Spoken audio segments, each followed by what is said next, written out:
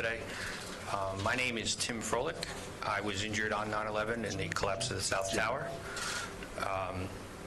The families are ecstatic and honored to have our champion here with us today, Congresswoman Tulsi Gabbard. We're very excited to speak to you today. We thank everyone for attending, and with that, I'd like to introduce Congresswoman Tulsi Gabbard.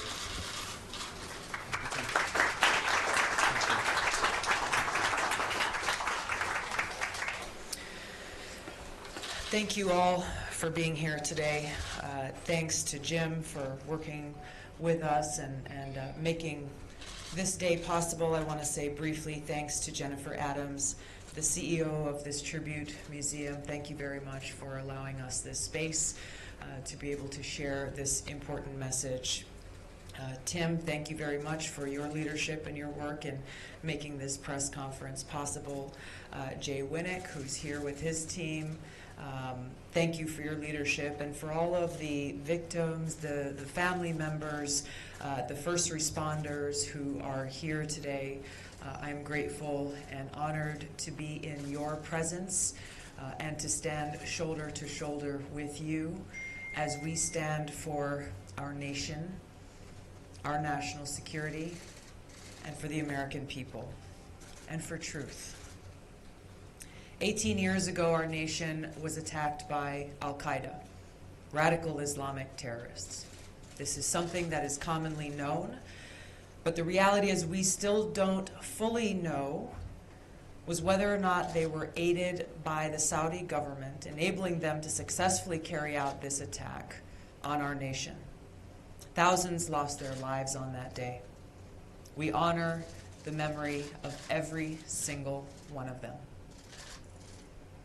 Those who were just getting to work that morning, children who were getting dropped off at daycare, first responders who rushed into those crumbling towers to save lives, and the first responders who have been lost since. Never, ever will we forget the heroes who sacrificed their lives to save others, and we will always honor the memory of those who were killed on that terrible day. The families who are here with us today are now and forever an enduring reminder of all that was lost on 9/11.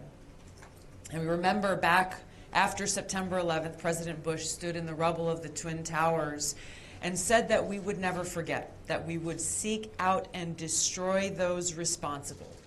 His rallying cry, every nation in every region now has a decision to make. You are either with us or you are with the terrorists. Because of what happened on that day, like so many Americans, I made a decision to answer the call to serve, to use my life to defend the safety and security of the American people, proud to wear the uniform of our country. I was determined to defeat and destroy the evil that visited us on September 11th. The safety and security of the American people is exactly why we are gathered here today. Families who lost their loved ones want the truth, and they deserve the truth. They want answers. They deserve answers. The American people deserve to know exactly what happened and who was behind it. Now, 15 out of the 19 attackers were Saudi citizens. And there are still, even as we are approaching 20 years after this attack took place, there are still ongoing questions as to whether the Saudi government or personnel within their government were involved in any way with this attack, how they aided the attackers. There's been an investigation into this question, but to date, those findings are being kept hidden from these families who are gathered here today and from the American people. This is absolutely unacceptable. I'm calling on the Trump administration and the FBI to release the findings of their investigation into the Saudi government's involvement in the attacks on 9/11. Today I'm reintroducing a resolution that was introduced in the last Congress, HRES 663, reintroducing this resolution to require the FBI and intelligence agencies to release this important information to the American people. Not a highly redacted version of this information that makes no sense, but a declassified version that actually speaks to the truth of what led to that attack on 9/11. We are 18 years removed from this terrible crime, and the victims of this crime, the families who are here today, the American people deserve all of the evidence to fully come to light. Thousands of veterans, my brothers and sisters in uniform, have sacrificed blood, lives, and limbs. And the American people have sacrificed trillions of our taxpayer dollars to bring justice to these killers. We are gathered here today, standing as fellow Americans, calling on our government to finally bring everyone responsible for this attack to justice. Thank you.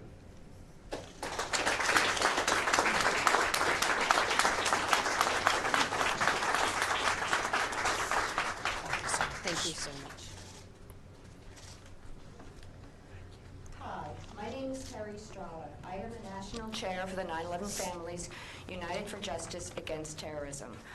On September 11th, I lost my husband, Tom Strada, who was in the North Tower, and our 3 children were very young. They were 7, 4, and 4 days old. I would first like to thank presidential candidate Tulsi Gabbard for joining the 9/11 community in our fight for the truth and accountability for the murder of our loved ones, for her service to our great nation, and for Congress's continued dedication to our unwavering determination in pursuing the justice we deserve. Collectively, the family members and survivors here with us today continue to fight for the truth about one nation, the Kingdom of Saudi Arabia, which aided and abetted some, if not all, the 19 radical Islamist hijackers while they were here in this country. This brutal attack on our nation was possible because of the financial support and resources they received from the kingdom. Along with our brave military,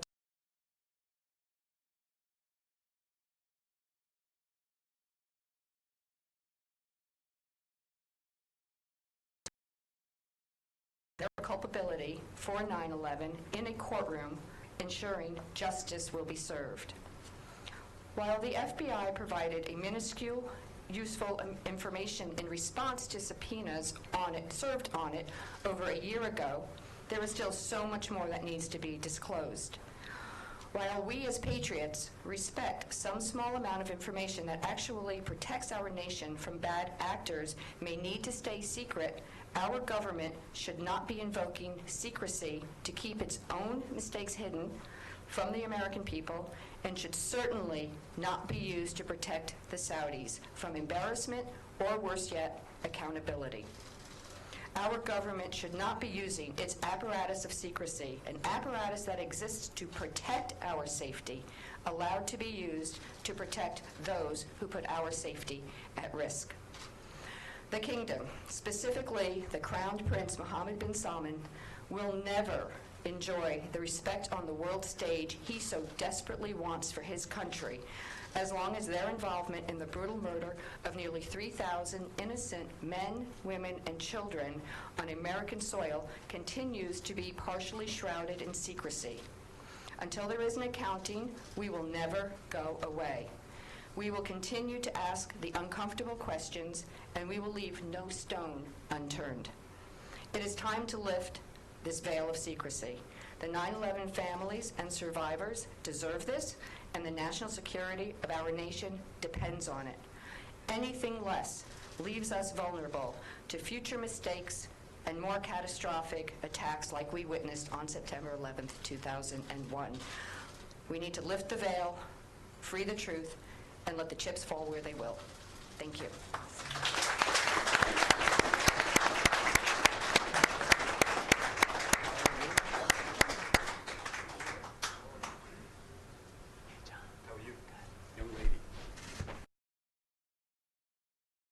I'm a 9/11 responder and I'm an advocate. 15 years ago, I made a commitment to the 9/11 community, and I've never wavered. I've helped pass 5 bills in D.C. and 13 bills altogether. But we're talking today not only about the truth, We all know what happened on 9/11. I'm not going to rehash what the Congresswoman and Terry said. I'm talking about closure. 18 years later, family members, responders, volunteers, survivors that are riddled in pain. Riddled in pain because our government has failed them. Many people are going to say today, well, why would you stand here today with a Congresswoman from Hawaii? And I said, why wouldn't you? Because she's a leader, she's a patriot, and she served our country with valor. So I say to the FBI and the Trump administration, release these documents so these families can have closure, so they can move on with the rest of their lives, for however long that might be. I'm proud now to be part of this team, and I guarantee that we will get this done, because I do not do anything that fails. You have my dedication, my loyalty, and my promise. Thank you.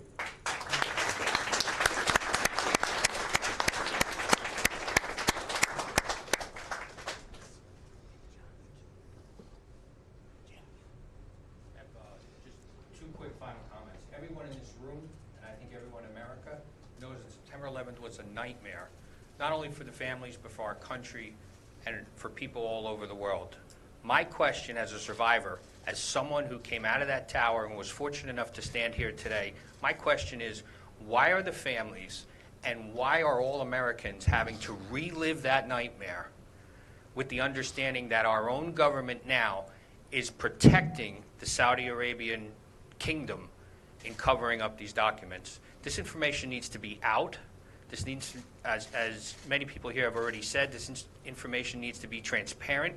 We deserve the truth, and it is horrible that our own government, the FBI, is not presenting these documents to the families and to all Americans so we can really understand and learn what happened on September 11th. We have the information regarding September 11th is in those documents. We deserve them. The American people deserve them. And with our champion and our leader now here, Tulsi, Congresswoman Gabbard, excuse me, we will get that information. Thank you.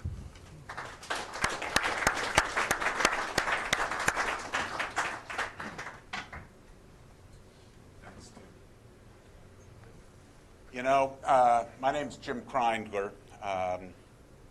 It's been the great honor and privilege of my life to work with people who have fought so hard and done so much.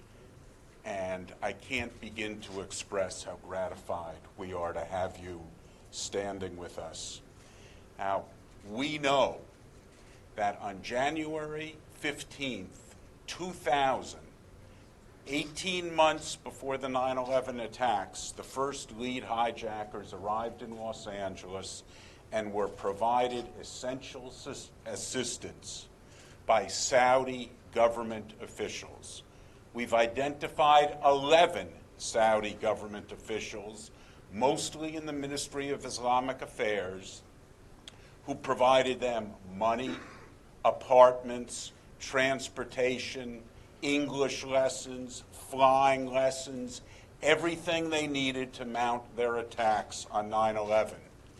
We know that Saudi Arabia, in its files, has detailed evidence about what these 11 officials did and what other, even higher Saudi government officials did to work with al-Qaeda. We know that because of the guts, the determination, and the desire to never let go from the truth, FBI agents who are now out of the department worked the case on their own until they were shut down in early 2016.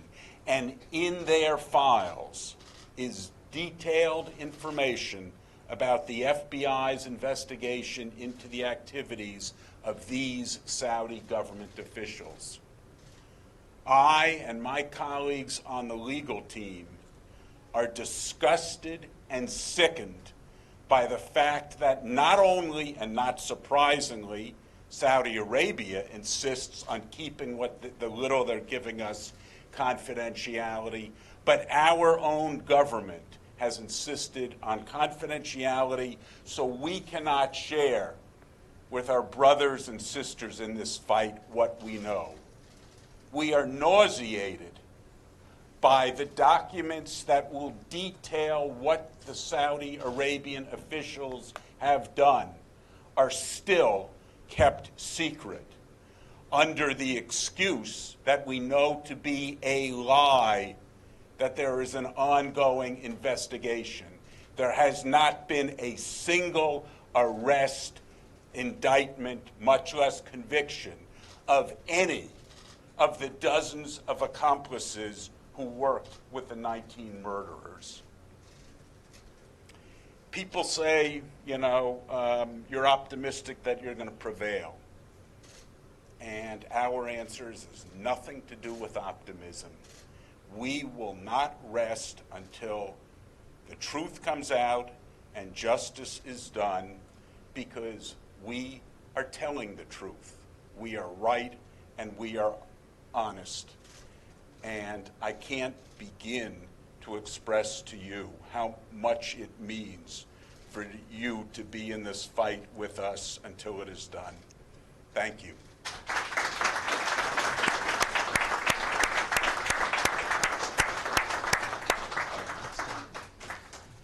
My name is Brett Eagleson. I lost my dad in the South Tower. He was on the 17th floor. I was 15 years old.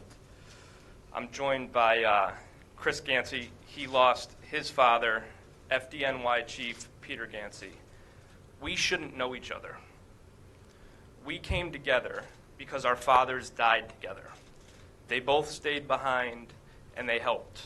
They both could have left, but they both stayed behind and had the towers fall on them.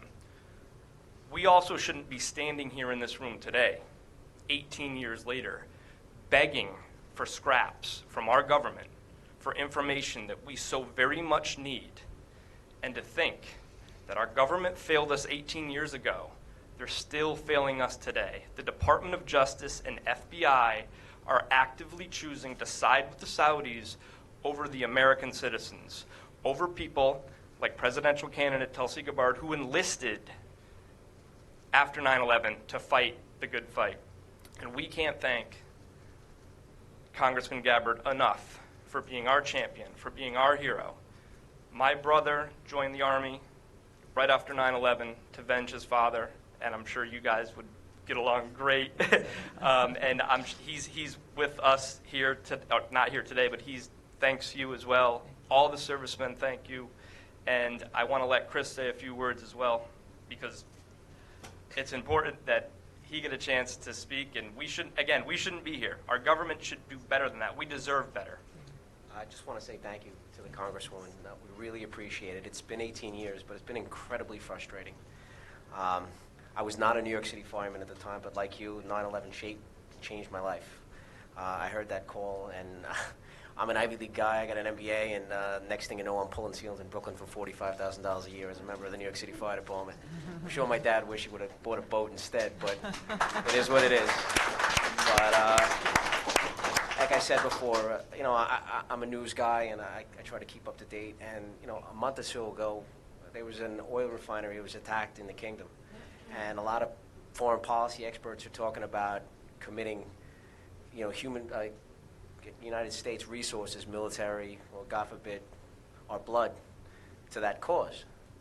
And as I'm sitting in my living room and watching this, all I could think of is, we can't even get the truth whether or not they participated in the greatest murder in the history of the United States, the murder of my father. And as a taxpayer, I was infuriated. And I'm sitting back and saying, until we know the answers to those questions, I'm saying we should really be rethinking our relationship with the Saudi kingdom. And as a son of my father and a New York City fireman, those are the answers that I'm looking for. And it's amazing that people like Brett and myself, we have to meet under these circumstances.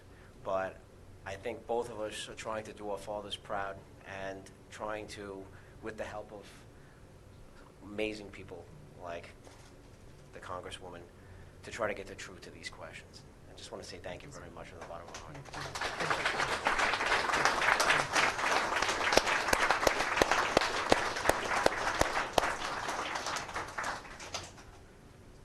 I think if anybody has any questions now,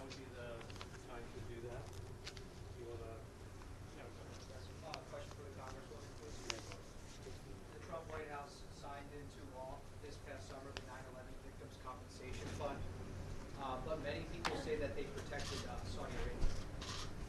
What is your message to Donald Trump about the uncovering of the truth about the kingdom's role in these attacks? Stand with the American people that you took the oath to serve. Not the Kingdom of Saudi Arabia, not Prince Mohammed bin Salman. His job, his responsibility as President and Commander-in-Chief is to serve the interests of the American people and our national security, to serve our country.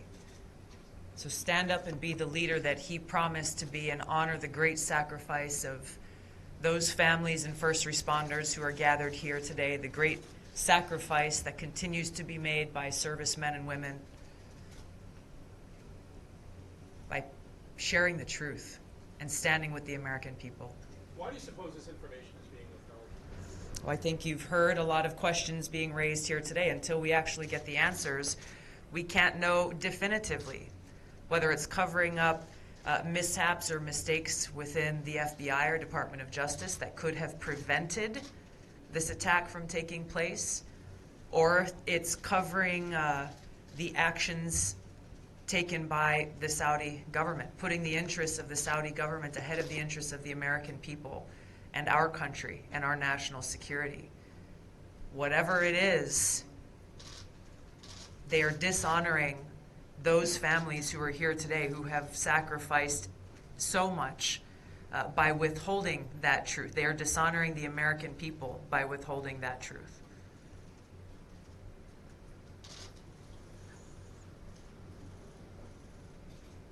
Any other questions? For some of the families, are there any other presidential candidates who are in line with the Congresswoman who are doing things the right way on this issue? So I have to say that Congresswoman Gabbard is the first and only presidential candidate to stand shoulder to shoulder with the 9/11 first responders and family members, and we can't be more thrilled to have her support in this fight with us. We've had strong congressional support, but there has been no candidate that's come outwardly to join us like Congresswoman Gabbard has. We've tried to reach out to multiple, but their campaigns just don't have the capacity to respond to us, and they might not. Exactly. Good point there. And if I may add, I would hope that at the next debate, someone asks the question to the whole group. Now, Tulsi Gabbard has pledged to declassify and release the FBI files. Who on this stage will make the same pledge? Everyone should. Every presidential candidate should make that pledge. What's been the response from Trump, from Obama to this sort of request?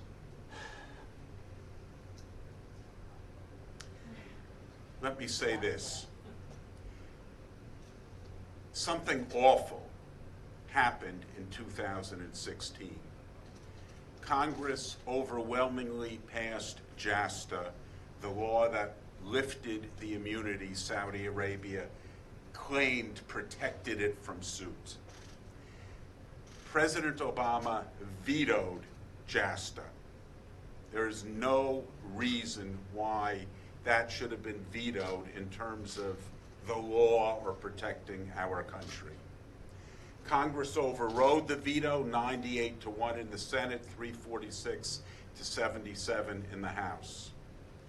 At the same time, the FBI agents who on their own had resurrected the investigation were shut down by people who are in high levels of the Bureau today, because this is the worst intelligence and law enforcement failure in our nation's history. Hazmi and Midhar's presence was known to the U.S. intelligence community and later to the FBI. They even roomed with an FBI informant, and the Bureau lost the two lead terrorists. Politics being what they are, the Iran nuclear deal, in my opinion, had a great deal to explain why the investigation was shut down and why President Obama vetoed Jasta. But the people in the room beat President Obama and the largest lobby effort in world's history in seeing Jasta passed. And virtually every member of Congress stood with the families so the families could sue Saudi Arabia. And now what you see is a subversion of that law, keeping the documents from the families that demonstrate this overwhelming support. For Jasta to be effective, we need to get the evidence that we know is right there from Saudi Arabia and from the Department of Justice and the FBI. I just wanted to make one more point to the press that's in the room, and thank you for coming out and covering this very important issue. The point I wanted to make is that this is not just a 9/11 family issue. It's not a first responder issue. It's not a veterans issue. This is an American issue. Yes. This affects everyone in this country. So before we go and commit to helping Saudi Arabia continue to carpet bomb Yemen, and before we go do all these things, Americans deserve truth, accountability, and transparency. The truth will help prevent future attacks on this country. If we make an example out of holding governments accountable, others are going to think twice before they start funding radical Islamists. So I just wanted to make that point, that it's not just about us, it's about America. That's right. Well said.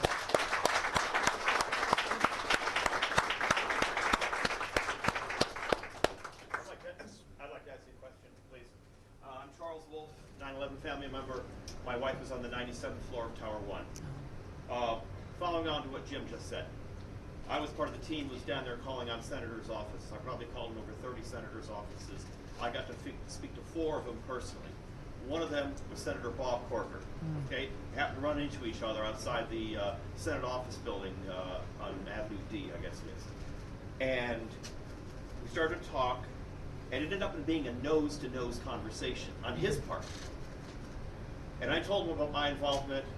I told him about how I had called the FBI 5 minutes afterwards. The plane flew right over my apartment in Greenwich Village. I'm a pilot. I knew in that fraction of a second it was going over that I knew it was a twin-engine jet at full throttle. And after I ran down in the street and looked at the hole in the building, decided it would not be wise for me to go down there, I came back up and I couldn't reach my wife, and so I called the FBI and told them what I knew. And then a few minutes later, I called them back to tell them, hey, I'm a pilot. I know what I'm talking about. Okay? And then I told Senator Corker, I said, my family helped start this country. My 6th great-grandfather signed the Declaration of Independence. Francis Lewis. Okay? The next morning, Jim, you were there sitting right next to me, the Senate. Bob Corker got on the floor and started talking about our conversation. You remember that? Started talking about our conversation. And he said that our conversation shook him up.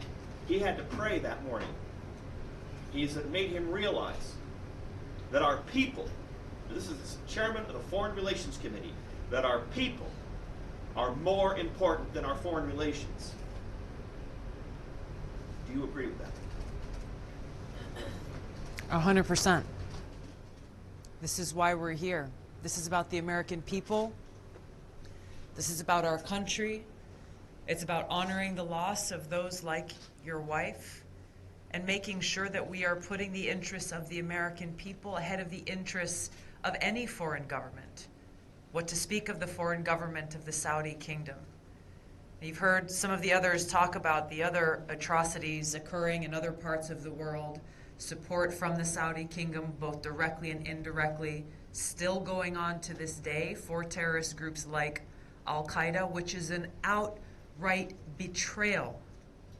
It's a betrayal to you, to your wife, to every single family that lost someone on that day, to every single first responder, every single American service member, every single American, which is why what has been going on now for over 18 years in withholding this information from all of you and from the American people continues that betrayal, putting the interests of the Saudi kingdom and this so-called alliance that so many speak of in our country, that's not an alliance at all. When their actions are both directly and indirectly undermining our own national security. As Brett said, we are standing here for our country, for the country that we love, for our fellow Americans, for the people that we love, and for our future. Thank you. Thanks for speaking up.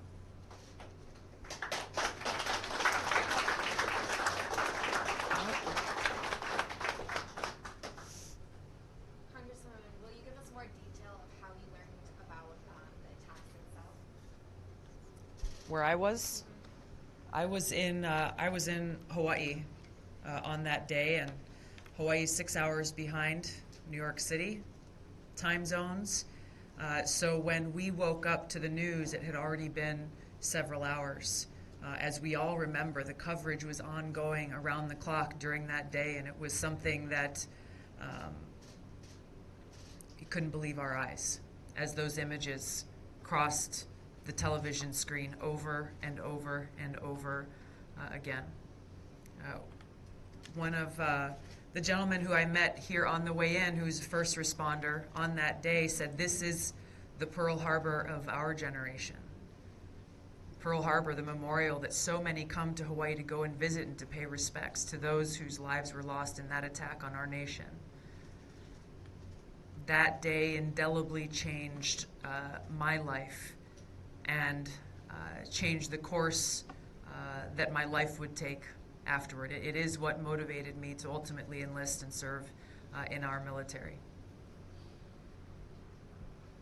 And if you're met with resistance from the Trump administration, do you have plans in place as to what you'll do? I mean, a year ago today, Washington Post journalist Jamal Khashoggi was murdered, and we saw the resistance from the Trump administration to put to blame Saudi Arabia. So do you feel that, do you have a plan in place? So let's just be clear about a couple of things. We saw resistance to hold Saudi Arabia accountable even after the murder of Jamal Khashoggi, coming from leaders in both political parties who are afraid of undermining our so-called alliance with Saudi Arabia, putting the interests of foreign relations, as you say, sir, ahead of the interests of the American people. But here's what disgusted me most about all of that, is that you heard an outcry coming from people across Washington and across the media. Why are they not spending every single day outraged about what the families here have expressed? That the truth is still not being heard, that Saudi Arabia's role in helping or aiding or abetting those who attacked us on that day still has not seen the light of day. Why are they not expressing that same outrage at our government's support of the Saudi kingdom as they continue to wage this genocide against innocent Yemeni civilians? This same outrage that this Saudi kingdom is both directly and indirectly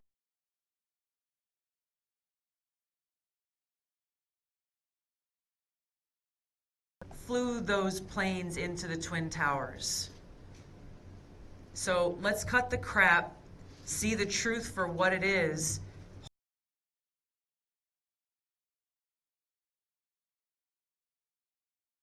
So what's the plan? The plan is towards this effort to demand that truth and accountability until our leaders actually fulfill their mission of serving the interests of our people, the people of this country. What do you make of foreign aid and peace to Saudi Arabia?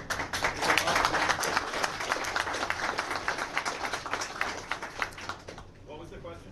The question concerned foreign aid for Saudi Arabia. How should it be effective at all? We should not be selling them our weapons. We should not be aiding or providing them with any kind of support so long as they continue with the kind of actions that I've just spoken about. Could I say something? Of course. Quickly? In addition to what the congressman and members of Congress can do for us, the 9/11 families, we are over 15,000 strong. It took us 7 years to get Jasta passed, and we did it with a overriding President Obama's veto.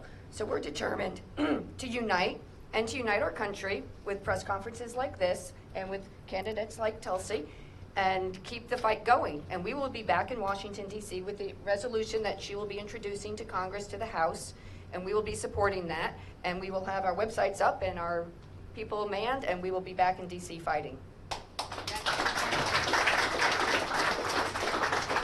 could add one note on outrage, we have some materials for you. And when you see them, you will be outraged. Yes. It starts, we requested documents from the Justice Department under a Freedom of Information Act. Years ago, here's how Justice responded to us. Oh no, we're not giving you those documents. They could compromise Osama bin Laden's privacy interests. You will see in the papers, we have a redacted form of the 2012 FBI summary. The last line is, there is evidence, not supposition, theories, there is evidence that blank, named redacted, tasked Thumairy and Bayoumi, the two Saudi government officials in LA, with helping the hijackers. We have said, we want that evidence. We want to know who it is. The document is right there. We still don't have that evidence. There is no way anyone can seriously say our national security and state secrets are compromised by letting the families and the world know who it was over 20 years ago who told Thumairy and Bayoumi to help the hijackers. When you leave, please pick up the papers and take a look at them. You will be outraged. I can't stress enough for all of the media here today, read those documents. It doesn't take very long.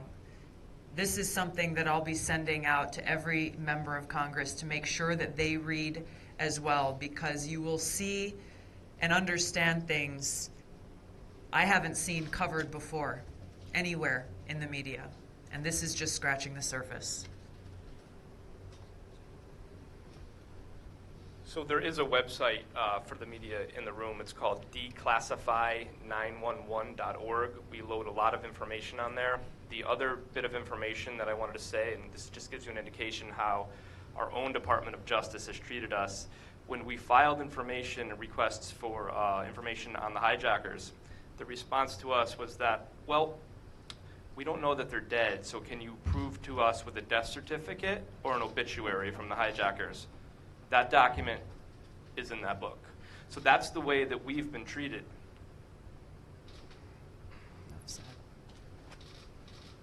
Any other questions? Just clarify something as far as it relates to the declassification effort on that redacted lien, the declaration of state secrets as it relates to that lien, and from what I've read, the lien has been released, but as a founding member, I don't get to see it. Yep, that's when I said I am really sickened by the restrictions forced on us by not only Saudi Arabia, but the FBI. That's what I'm talking about. We thought we knew who it was. The name has been given to us under these protective orders, so I can't tell you, Marty. And there is no excuse. I mean, how could any human being stand in front of this room and say, I have to keep the name of the higher Saudi government official secret after 20 years to protect our nation's state secrets and national security? And on that point, there's one other thing as the lawyer I have to throw out.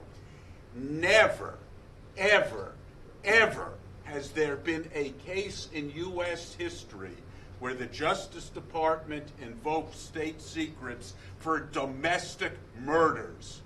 It has been invoked when it was invoked with foreign activities, the CIA's activities in other countries. Never until now has any person in the United States government said state secrets and national security is an excuse to conceal the identity and the evidence of what accomplices to mass murder have done.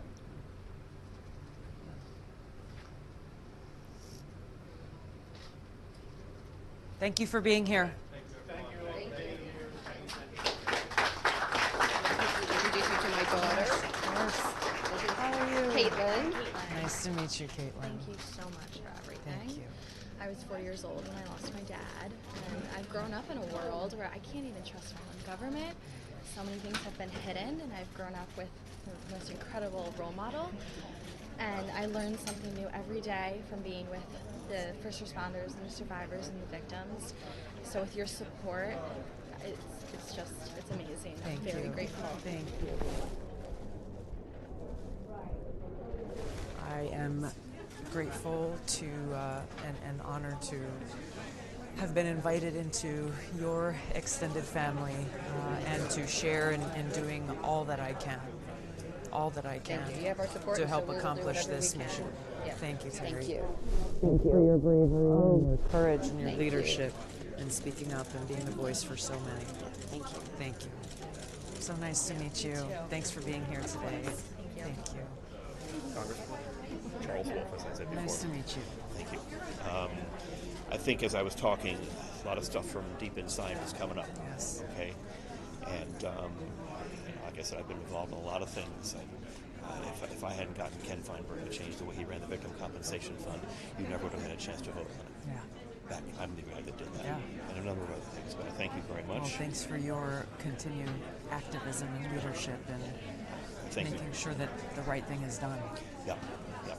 And I appreciate what you're doing. You are impressive on the trail. Yeah, thank you. You are.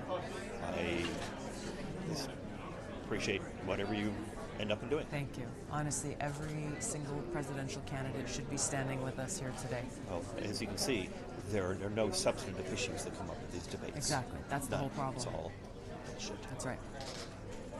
Couldn't agree more. I know what the Hawaiians are like because I dated a Hawaiian girl when I was in college. Ah, lucky you. Thank you so much. Thank you. Thank you. Nice to meet you. Nice to meet you. Thank you. 1 second. Thank you, John. I didn't do anything yet. Proud to. Oh, yes, you did. Yeah. Proud to be the best. in the trenches with you on this. Good. Thank I look you. forward to it. Me too. Guy like getting ugly.